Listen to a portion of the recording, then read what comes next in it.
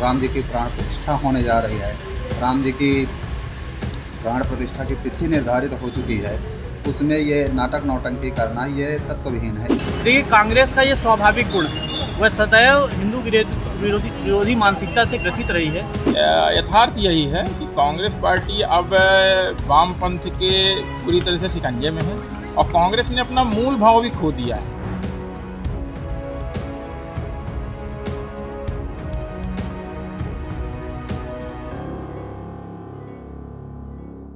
अयोध्या जी में जो 22 तारीख को राम मंदिर में श्री राम जी की प्राण प्रतिष्ठा होनी है, उसमें जो कुछ लोग विरोध कर रहे हैं वो अनावश्यक विरोध कर रहे हैं, उसका कोई तत्व नहीं है, तत्वहीन।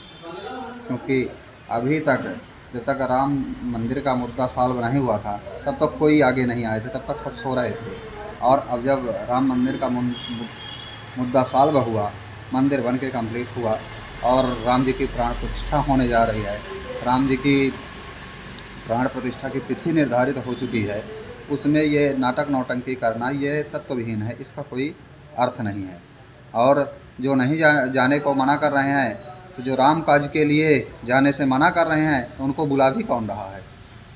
जो नहीं जा रहे हैं ना जाएं। और वैसे भी गुरु वशिष्ठ जी दशरथ जी से कहे थे कि रात में ही राम जी की राज्याभिषेक कर देना चाहिए, लेकिन महाराज दशरथ जी बोले कि रात में तो मुहूर्त नहीं है, दिन में मुहूर्त, कल दिन में होना चाहिए। तब बस गुरु वशिष्ठ जी की वाणी है कि सकल सुमंगल हों ही जब राम हों ही युवराज। सारे सुमंगल उसी समय आ जाते हैं, एकत्रित हो जाते हैं जब राम जी युवराज पद में राम जी का अभिषेक होने की तैयारी होती है। तो राम जी का प्राण प्रतिष्ठा होने जा रही है, तो वो सही कार्य है और इसमें हम सबको बड़े उत्साह के साथ बढ़ चढ़कर हिस्सा लेना चाहिए। देखिए, कांग्रेस का ये स्वाभाविक गुण है, वह सदैव हिंदू विरोधी मानसिकता से ग्रसित रही है। और इसके पहले भी जिसने भगवान राम को स्वयं ही काल्पनिक माना हो, वह भगवान राम के इस राम मंदिर बनने के निर्माण के समय उसका ना जाना स्वाभाविक ही है। और सदैव वह सनातन विरोधी कार्यक्रमों से लिप्त रही है।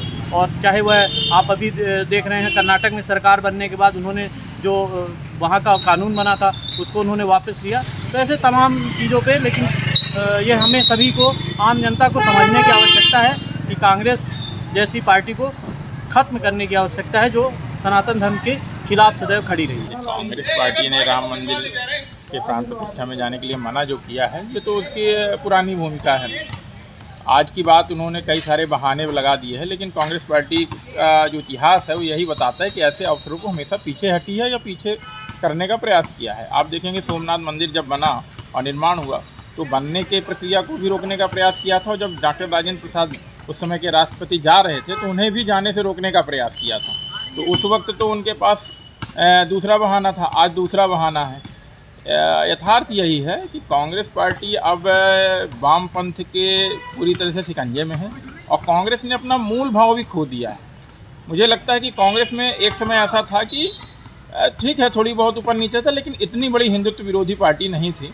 लेकिन जिस तरह से ये सोनिया गांधी के नेतृत्व आने के बाद से ये इसकी स्थितियाँ हुई हैं और राहुल गांधी ने इसको जिस तरह से संरक्षण दिया है, उसके बाद से ये सारी चीज़ें हो रही हैं।